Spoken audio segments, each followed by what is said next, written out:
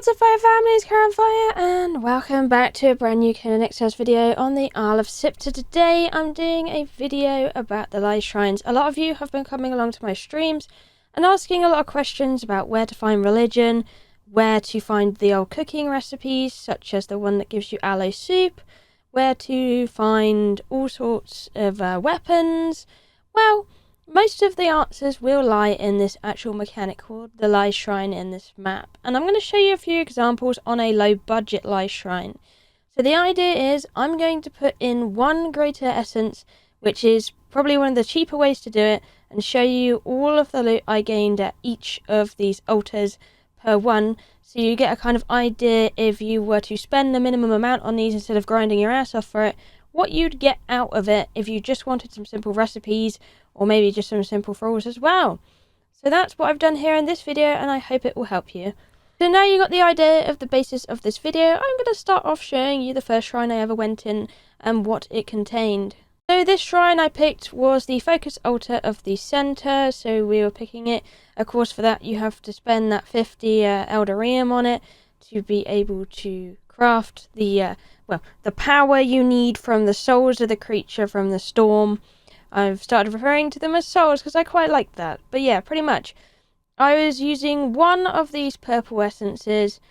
So that is a really cheap price that you can do with just the normal, unstable, and lesser essences as well. That gave me about 50 power in here. So that is not bad to grind up anyway. So I thought that would be okay to do it from that kind of standpoint and show you the results I got. Although I must recommend, if you're doing this method to get thralls in particular and you're looking for like named thralls, do not go and spend that. Go and earn a lot more. I suggested to someone the other day, spend at least, make at least 200 power in there before you try 4 thralls, because I think any lower than that, from all the testing I've done, is really just not worth it unless you're looking for the T1 to 3 in there, or maybe just a quick, cheap way of farming a lot of loot. So that's just my piece said with that. Anyway.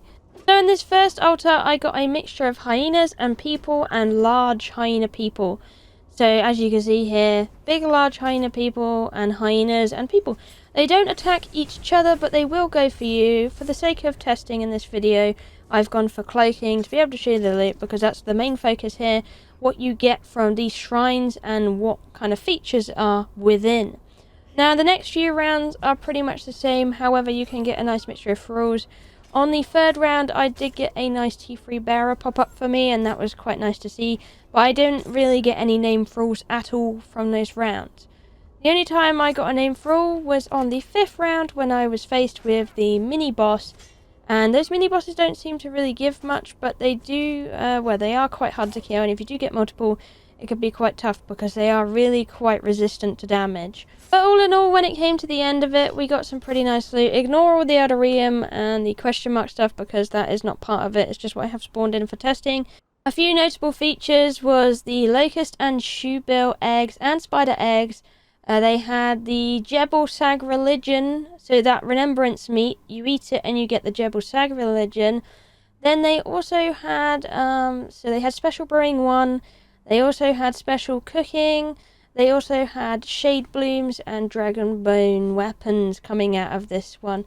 So it's quite nice if you want some shade bloom, all that stuff to tame creatures on this map, to actually farm it just for that, really. And you can see my selection of loot I got here on screen anyway.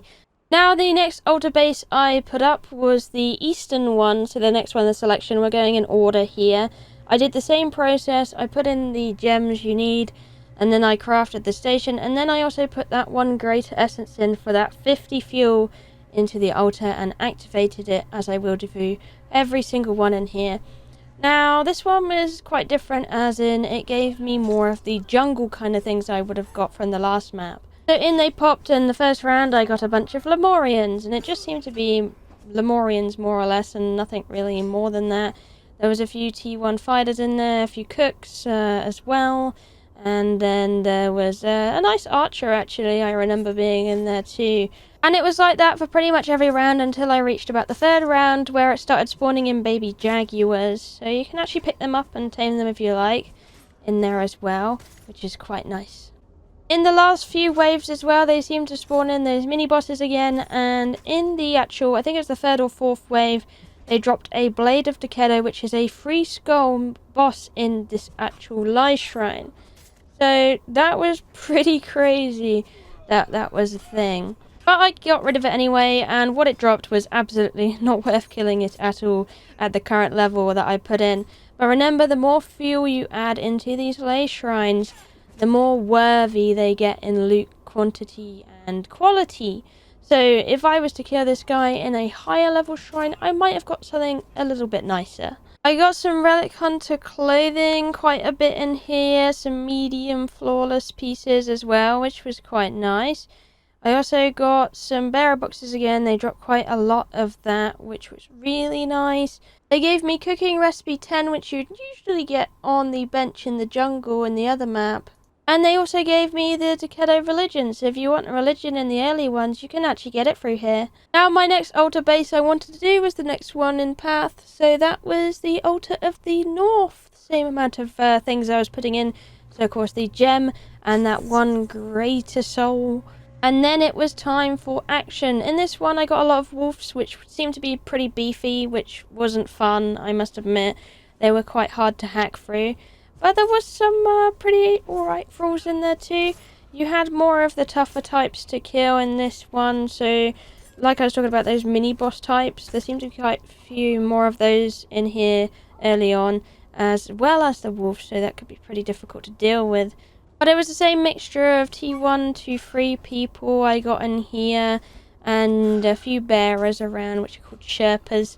And as the tiers went up, I seemed to get more of the toughy people out here as well, which was a thing, of course, a few of those fighters. So that's pretty much what was spicing in this one. It wasn't, you know, that kind of thing. And let's have a look at some of our loot. I got some veneer gear, some more Relic Hunter shirts, some random assortment of weapons, and just garbage, really, that you can grind up for extra material. So I suppose you can make use out of what it is, really. In here, a few dyes and a couple of recipes in this one too, which was I was quite happy about. But throughout my testing of this, I ended up getting cooking free through this one. This also gave me access to cooking 9, and then it also gave me access to cooking recipe 5. I didn't seem to get lucky with any Ymir religion pieces in here yet, although I do think the North is probably what is going to drop it. But I'm going to do some further testing on that one and see if it's locked behind an Elder Vault, or if it truly is stuck behind the Lie Shrines, because most of the religions are actually found in the Lie Shrines I have found. Now we'll be having a look at the northern eastern one, so the next shrine I was going to test out at the low quality one. Again, same ingredients as the last ones we're fueling it with.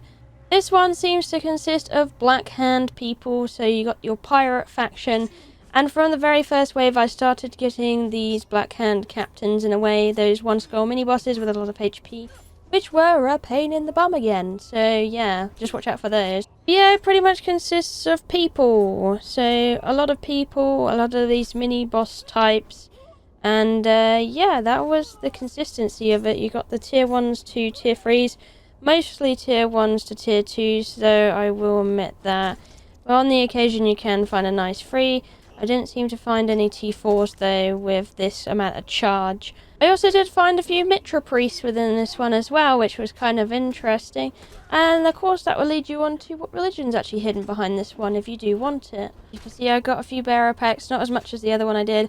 A few Black Hand bits and bobs, that random assortment of weapons they like to seem to give in this one.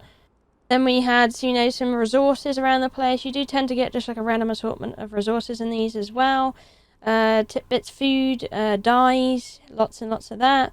And yeah, some Black Hand tents I seem to get in this one. But throughout further testing as well, having a look through this north and eastern one, I did actually get access to the brewing free via this one, and the Mitra religion, and another cooking feat.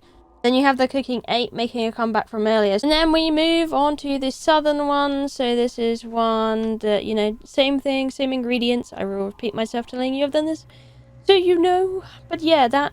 And then I waited for the first wave to come across and see what I got. What I ended up getting in this one was a bunch of cannibal people. So Defari, so that's a lot of tier 1s to tier 3s, tier 2s in there too. And it seemed to pretty much amount of that. I didn't really see loads of mini bosses in the first wave. I think there was probably about 1 or 2. And the few tier 3 fighters in there too seem to pop up now and again via it as well. And that stayed pretty much consistently via the whole thing. Now and again, actually, I did see an ostrich go about, so you might want to keep an eye out for one of those if you're interested. Yeah, there's not really much to talk about on this one. It was pretty much the same thing as I just mentioned throughout every single wave. What I retrieved from this, you can see that couple of ostrich in there, some bearer packs, some weapons, random assortments, watcher masks, you know, all those random resources you get, just random amounts. Via this video test though, I didn't seem to get any recipes. It is very possible to do these and not get any recipes from them. That's why they're kind of like the lower ones I'm explaining here at the moment. I will at another time do some full higher one tests, but those are usually more exclusive and much more expensive to produce. I'll tell you what I got via like a few tests of this. So I got the ostrich babies. I actually did get some obsidian weapon types randomly as well, which was peculiar. I got Skull Taker recipe.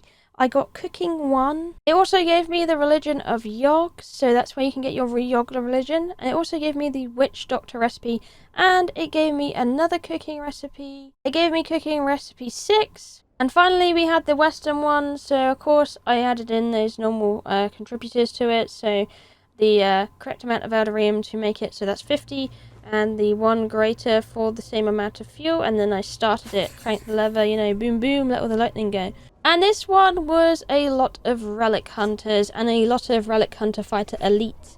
These guys are again those more tanky ones that are pretty annoying to deal with because, well, they're healthy, so yeah, you got that same mini boss problem. I'd definitely say this one was more on the harder scale to do just because of the relic hunters are more of a healthy and, you know, long living faction. But again, I found those T1 to T3 ratio throughout this amount of fuel I put in. And it all seemed to be people as well. I didn't really see any animals throughout this one either. So there was none of that, but there was a hell of a lot of elites. So that was the biggest thing that stuck out to me in this one. And probably the biggest problem you'll have with it as well. But in the end, they ended up giving me a lot of camel babies, which was kind of nice. Some bearer packs, some normal armor tip bits, shields, dyes, whatever.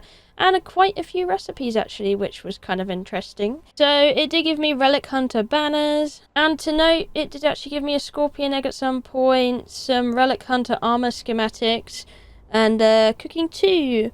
Cooking 2 is that one if you want aloe soup, the godly amount of, you know, woo, we need... Yay, aloe soup! And spiced oysters, cooked oysters, berry juice, and more berry juice from the other stars. So, if you're looking for that aloe soup recipe, I can 100% confirm it is in the Western altar that you need to do.